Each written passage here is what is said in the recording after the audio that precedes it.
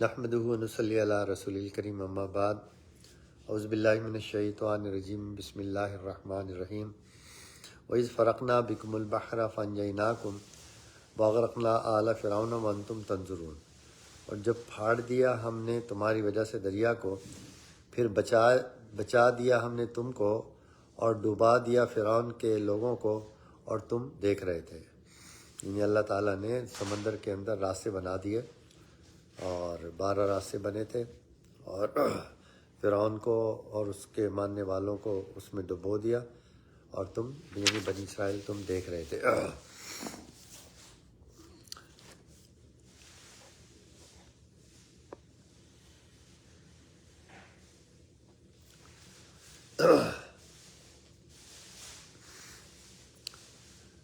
تفسیر عثمانی میں اس کی تفسیر لکھی ہے کہ یعنی یاد کرو اے بنی اسرائیل اس نعمت عظیم کو جب تمہارے باپ دادا فرعون کے ڈر سے بھاگے اور آگے دریا پیچھے فرعون کا لشکر تھا، اور ہم نے تم کو بچا لیا اور فرعون اور اس کے لشکر کو غرق کر دیا۔ یہ قصہ بعد میں پھر تفصیل سے آئے گا۔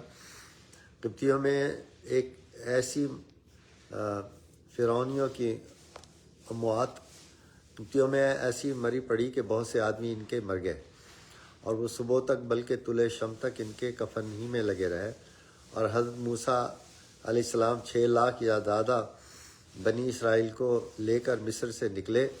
حضرت یعقوب علیہ السلام جب مصر میں آئے تھے تو کل 72 آدمی ان کے ساتھ تھے۔ اب اتنا سلسلہ ان کا بڑھا، القصہ یہ سب کے سب ابھی حدود مصر سے نکلے بھی نہ تھے کہ ایک ایسا میدان بے پایاں دکھایا دیا کہ حضرت موسیٰ علیہ السلام حیران رہ گئے کہ کس طرف چلیں۔ بوڑھے لوگوں کو بلا کر پوچھا کہ کیا تدبیر کرنی چاہیے۔ انہوں نے عرض کیا جب حضرت یوسف علیہ السلام کی وفات ہونے لگی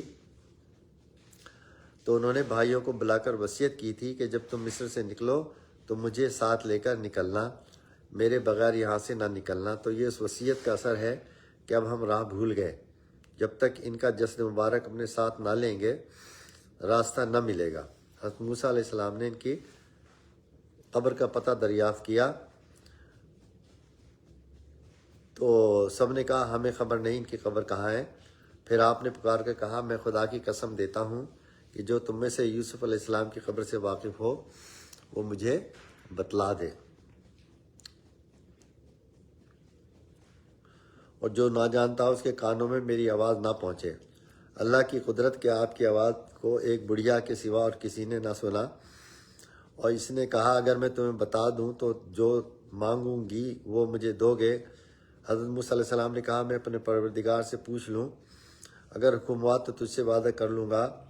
جناب باری سے ارشاد ہوا کہ موسیٰ تم اس سے وعدہ کر لو کہ جو مانگے گی دیں گے، اور اس سے پوچھا کیا مانگتی ہے؟ بڑھیا نے کہا 2 چیزیں مانگتی ہوں، ایک دنیا کی ایک آخرت کی۔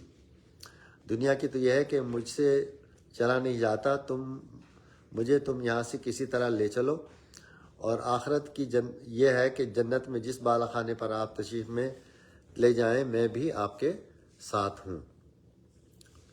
اب بڑھیا کا کارنامہ سنیے، تفسیر مظہری سے یہ بات لی گئی ہے۔ موسیٰ علیہ السلام نے فرمایا 2 باتیں منظور ہیں۔ بڑھیا نے کہا یوسف علیہ السلام کی قبر دریائے نیل کے بیچ میں ہے۔ یہ سن کر آپ نے جناب باری میں عرض کیا، دریا پھٹ گیا، قبر شریف ظاہر ہو گئی۔ آپ نے وہاں سے تابوت نکلوا کر لدوایا اور پھر ملک شاپ میں لا کر دفن کیا۔ حاصل کلام یہ کہ راستہ مل گیا، اور وہاں سے چلے۔ حضرت موسیٰ علیہ السلام سب سے پیچھے اور ہارون علیہ السلام آگے تھے۔ ادھر تو یہ گزری۔ اب فرعون کی سنیے کہ جب اسے یہ معلوم ہوا کہ بنی اسرائیل نکل گئے، قوم کو حکم دیا کہ مرغ کے بولتے ہی بنی اسرائیل کی تلاش میں چل نکلو۔ خدا کی قدرت، اس رات کوئی مرغ ہی نہ بولا۔ صبح کو فرعون اور اس کے آگے حامان 1,07,00,000 آدمی لے کر نکلا۔ 70,000 سیاہ گھوڑے بھی ہمراہ تھے۔ بنی اسرائیل ابھی دریا تک پہنچے ہی تھے کہ دن نکل چکا تھا، اور دریا خوب زناٹے سے بہہ رہا تھا کہ دیکھتے کیا ہے، فرعون وہاں اپنی قوم کے پیچھا کیے چلا آ رہا ہے، پاؤں تلے کی مٹی نکل گئی اور حیران رہ گئے۔ فرعون کی سنیے کہ کیا گت ہوئی۔ جب اس نے دیکھا کہ دریا پھٹا ہوا ہے اور راستے بنے ہوئے ہیں، بنے بنائے موجود ہیں، تو اپنے لوگوں سے فخریہ کرنے لگا، دیکھو دریا میرے خوف سے اس لیے پھٹ گیا کہ اپنے گئے ہوئے بندوں کو پکڑ لوں۔ فرعون ایک سیاہ گھوڑے پر سوار تھا اور سارے لشکر میں گھوڑے تھے، گھوڑی نہ تھی۔ جبریل علیہ السلام بحکم اللہ بصورت انسان گھوڑی پر سوار ہو کر آئے اور فرعون کے آنے سے پہلے دریا میں گھس گئے۔ دریا کا پاٹ 4 فرسخ تھا، بعض نے کہا بحر قلزم میں ڈبویا گیا۔ تفسیر مظہری سے یہ بات لی گئی تھی۔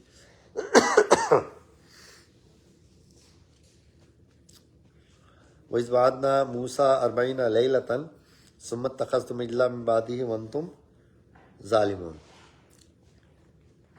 اور جب ہم نے وعدہ کیا موسیٰ علیہ السلام سے 40 رات کا، پھر تم نے بنا لیا بچھڑا موسیٰ کے بعد اور تم ظالم تھے۔ تفسیر عثمانی میں یہ بات لکھی ہوئی ہے، اور یہ قصہ احسان بھی یاد کرنے کے قابل ہے کہ ہم نے توریت عطا فرمانے کا وعدہ موسیٰ علیہ السلام سے 40 دن رات کا کیا، اور ان کے طور پر تشریف لے جانے کے بعد بنی اسرائیل نے بچھڑے کی پرستی شروع کر دی۔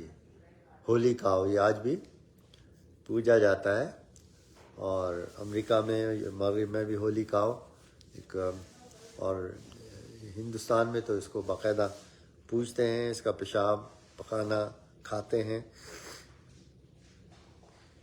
اور تم بڑے بے انصاف ہو کے بچڑے کو خدا بنا لیا۔ یہ قصہ بعد میں بھی پھر تفصیل سے آئے گا۔ موسیٰ کے معنی اور وجہ تسمیہ، اور موسیٰ علیہ السلام اصل لغت میں عبرانی ہے کہ اصل اس کی میشا تھی۔ می بمانی پانی کے ہیں اور شا بمانی درخت کے، اور چونکہ حضرت موسیٰ علیہ السلام کو فرعون نے نہر میں درختوں کے نیچے پایا تھا، یہ نام ان کے واسطے مقرر کیا، اور عربی زبان میں ما کو وا کے ساتھ اور شین کو سین کے ساتھ بدل دیا، موسیٰ ہوا۔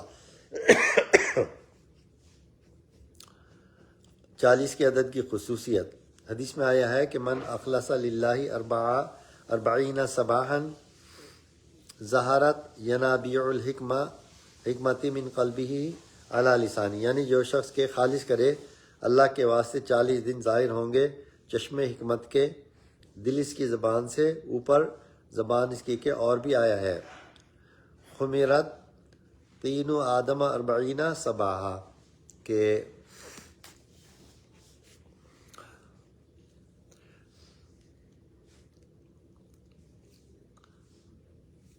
آدم علیہ السلام کی مٹی کو خمیر کیا گیا 40 دن، اور یہ بچہ آدمی کے پیٹ میں اتنی ہی مدت میں ایک حال سے دوسرے حال میں منتقل ہو جاتا ہے۔ 40 دن کے بعد وہ دوسرے فرسٹ ٹرائمیسٹر، سیکنڈ ٹرائمیسٹر، تھرڈ ٹرائمیسٹر، 40 دن میں 40 روز تک نطفہ رہتا ہے، اور 40 دن تک خون کی پھٹکی بن جاتی ہے، اور 40 دن تک گوشت کا ٹکڑا، پھر اس کے بعد نفخ روح الہی کا ہوتا ہے۔ اور اسی جگہ سے ہے کہ تمام صوفیہ رحمۃ اللہ علیہ نے چلے کو ریاضت اور خلوت کے واسطے مقرر کیا ہے۔ تفسیر عزیزی سے یہ بات لی گئی تھی۔ حضرت آدم علیہ السلام کی مٹی کا خمیر 40 دن تک کیا گیا، اور حدیث میں ہے کہ بطن مادر میں 40 روز تک نطفہ رہتا ہے، پھر 40 روز تک علقہ یعنی خون کی پھٹکی، پھر 40 روز تک مضغہ یعنی پارا گوشت، اس کے بعد روح پھونکی جاتی ہے۔ معلوم ہوتا ہے کہ اس عدد کو عروج اور ترقی سے کوئی خاص مناسبت ہے۔ جس طرح جسمانی عروج اور ترقی کے لیے 40 کا عدد منتخب ہوا، اسی طرح حق اللہ جل شانہ نے اپنی اس قدیم سنت کے مطابق حضرت موسیٰ علیہ السلام کے باطنی اور روحانی عروج اور ترقی کے لیے 40 کا عدد خاص فرمایا۔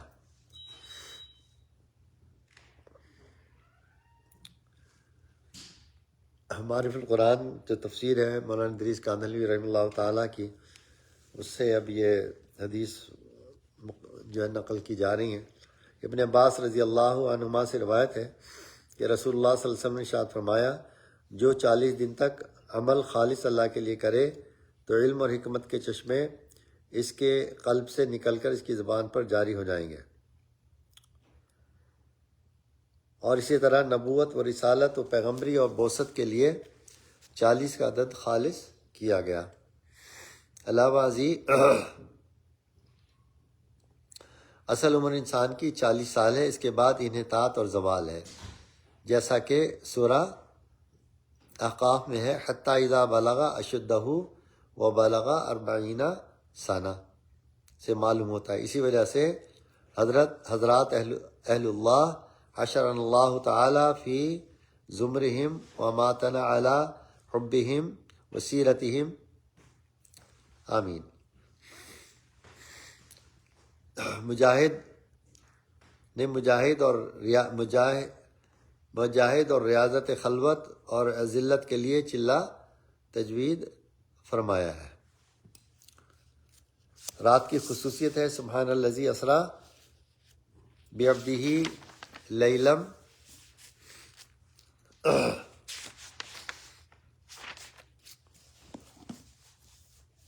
عرب کا طریقہ یہ تھا کہ جب سفر کرتے تو رات کو چلتے اور دن کو ٹھہرتے، اس لیے کہ رات میں راستہ جلد قطع ہوتا ہے۔ اسی طرح سیرالی اللہ کے لیے رات کو خاص کیا گیا تاکہ سالک جلد منزل مقصود پر پہنچ جائے۔ ثم عفونا عنکم من بعد ذلک لعلکم تشکرون۔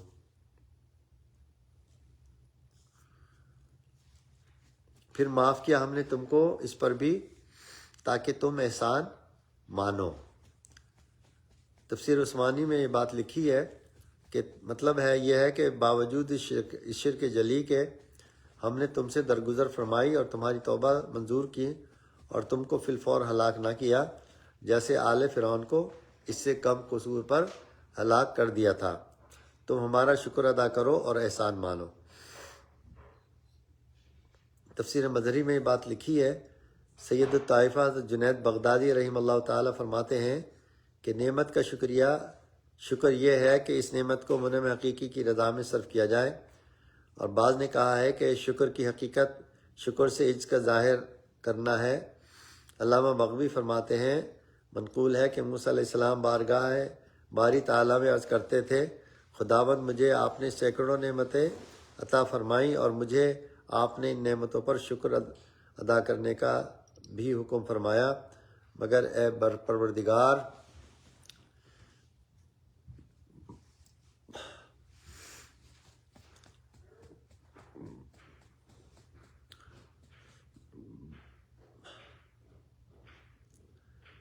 میرا کسی نعمت پر شکر ادا کرنا بھی تو تیری ہی نعمت ہے۔ ارشاد ہوا، موسیٰ تم بڑے عالم ہو، تم سے زیادہ اس زمانے میں کسی کا علم نہیں، یاد رکھو میرے بندے کو شکر اتنا ہی کافی ہے کہ وہ یہ اعتقاد رکھے جو نعمت ہے وہ اللہ کی طرف سے ہی ہے۔ اللہ تبارک تعالیٰ ہمیں کلام پاک کو پڑھنے کی، اس پر عمل کرنے کی اور اس کو سمجھنے کی توفیق عطا فرمائے۔ وآخر دعوانا الحمدللہ رب العالمین۔ السلام علیکم ورحمۃ اللہ وبرکاتہ۔